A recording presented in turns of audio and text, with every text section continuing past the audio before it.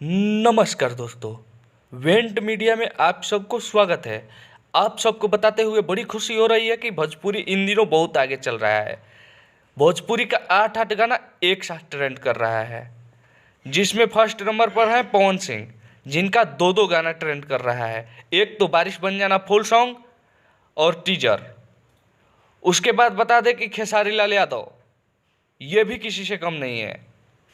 इनका भी दो दो गाना ट्रेंड कर रहा है, जिस गाना का नाम है जय जय शिव शंकर और बाबू सुनो ना। उसके बाद बता दें कि इन दोनों को छोड़कर अक्षरा सिंह भी किसी से कम नहीं है।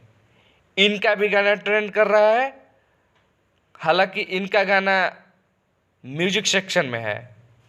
इसके बाद बता दें कि अरविंद अकेला कल्लू, ये भी किसी से कम नहीं है।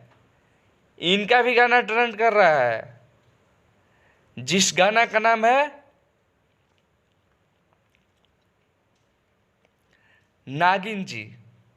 ये बहुत बढ़िया गाना है, ये भी म्यूजिक सेक्शन में ट्रेंड कर रहा है। और इन सबों को छोड़कर प्रमोद प्रेमी लाल यादव, इनका भी दो दो गाना ट्रेंड कर रहा है।